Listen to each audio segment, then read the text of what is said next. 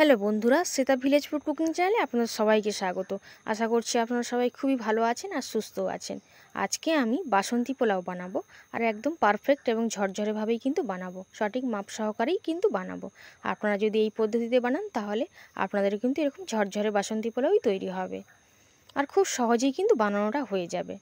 বাসন্তী পোলাওয়ের রেসিপিটা শেষ পর্যন্ত দেখার জন্য আপনাদের সকলের কাছে অনুরোধ রইল। আর যদি ভালো লেগে থাকে অবশ্যই করে কিন্তু লাইক করুন। এখন আমি 200 গ্রাম বাসমতি চাল ভালো করে ধুয়ে এইভাবে ভিজিয়ে রেখেছিলাম 10 মিনিটের জন্য। এরকম একটা বড় ছাঁকনির মধ্যে একটু ছেঁকে নিলাম, নিয়ে কিছুক্ষণ জলটা একটু ঝারিয়ে নিচ্ছি। তারপর এই প্লেটের উপরে দিয়ে নিব, আর এই প্লেটটাকে ফ্যানের হাওয়ায় কিছুক্ষণ কিন্তু রেখে দেবো। চালগুলো একটু শুকনো হয়ে যাবে, আর চালগুলোকে একটু এরকমভাবে মেলে দিচ্ছি।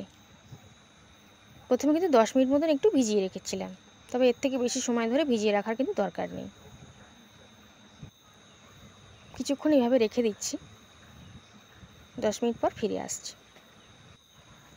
10 মিনিট হয়ে গেছিলো, দেখুন চালে কিন্তু আর একটু কোনোভাবে জল নেই, অনেকটা শুকনো শুকনো হয়ে গেছে। এখন এই চালের মধ্যে আমি কিছু মশলা মিশিয়ে দেব। দিয়ে দিচ্ছি 2 চামচ মতন লবণ,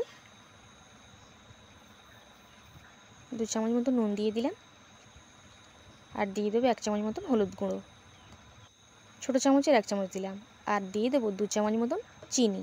বাসন্তী পোলাও কিন্তু একটু মিষ্টি মিষ্টি হয়,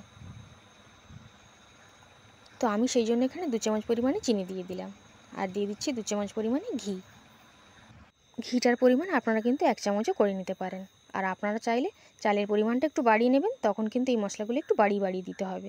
এখন খুব ভালো করে চালটাকে এইভাবে কিন্তু মেখে নিতে হবে, তবে আলতো হাতে মাখতে হবে, কারণ চালটা একটু ভেজানো ছিল তো সেই জন্য ভেঙে না যায়, সেই জন্য আলতো হাতে এইভাবে মাখিয়ে নিতে হবে।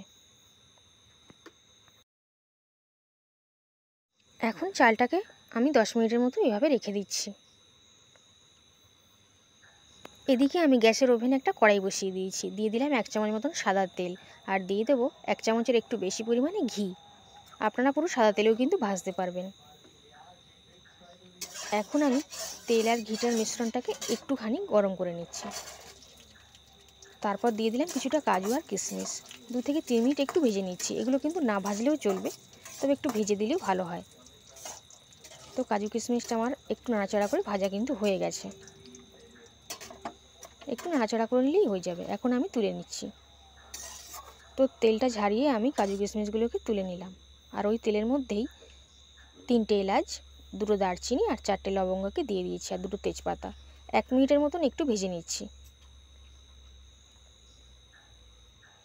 এখন আমি আগে থেকে চালটা রেডি করে রেখেছিলাম, তো সেই চালটাকে কিন্তু দিয়ে নিতে হবে। আর গ্যাসের ফ্লেমটা কিন্তু মিডিয়ামে করে দিতে হবে, হাইতে রেখে কিন্তু চালটা ভাজা যাবে না। মিডিয়ামে রেখেই কিন্তু এভাবে নাড়াচাড়া করতে হবে, আলতো হাতে নাড়াচাড়া করে চালটাকে কিন্তু ভেজে নিতে হবে।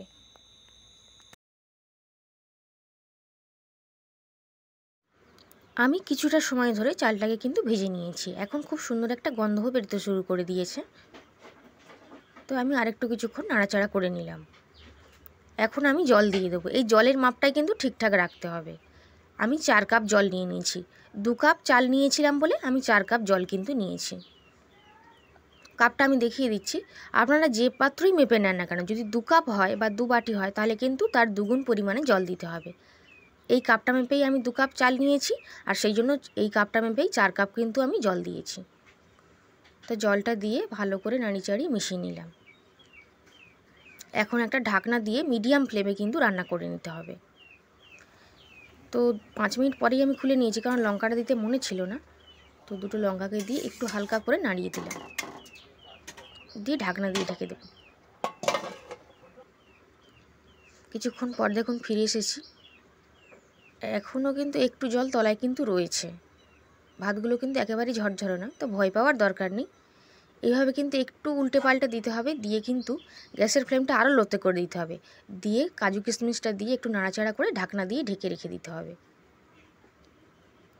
কাজু কিশমিশটা দিয়ে হবে একটু মিশিয়ে নিচ্ছি।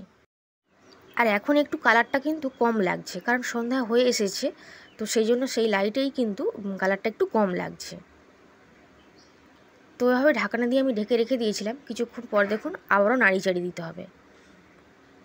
এখন কিন্তু গ্যাসটা আমি অফ করে দিচ্ছি, আর এইভাবে কিন্তু ঢাকনা দিয়ে ঢেকে আমি রেখে দেব। আর তারপরে কিন্তু আপনাদেরকে দেখাবো যে কত সুন্দর ঝরঝরে তৈরি হয়ে গেছে। এখন ঢাকনা দিয়ে আমি রেখে দিচ্ছি কিছুক্ষণ। গ্যাসটা অফ করে 10 মিনিট মতন ঢাকনা দিয়ে আমি ঢেকে রেখে দিয়েছিলাম। এখন দেখিয়ে দিচ্ছি, দেখুন কতটা ঝরঝরে তৈরি হয়েছে। আর প্রত্যেকটা চালই কিন্তু খুব ভালোভাবে সেদ্ধও হয়েছে। কতটা ঝরঝরে হয়েছে দেখুন। এই জলের মাপটাই কিন্তু একটু ঠিকঠাক দিতে হবে, তাহলে কিন্তু খুব ঝরঝরেভাবেই তৈরি হবে। বাসন্তী পোলাওটা দেখুন খুব সুন্দরভাবেই কিন্তু রেডি হয়েছে। একটু ঢাকনা দিয়ে ঢেকে রেখে দিতে হবে, মানে যদি চালটা একটু কম সেদ্ধ হয় তাহলে কিন্তু আবারও জল দিয়ে দেওয়ার দরকার নেই। ওইভাবে ঢাকনা দিয়ে রেখে দেবেন, কিছুক্ষণ গ্যাস অফ করে রেখে দিলেই কিন্তু ঝরঝরে তৈরি হয়ে যাবে। এখন আমি একটা প্লেটের উপর কিছুটা পরিমাণ বাসন্তী পোলাও কিন্তু নিয়ে নিচ্ছি, নিয়ে একটু সাজিয়ে দেব।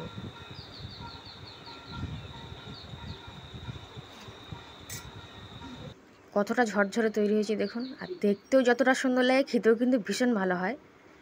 আপনারা এই পুজোতে কিন্তু বানিয়ে নিতে পারেন।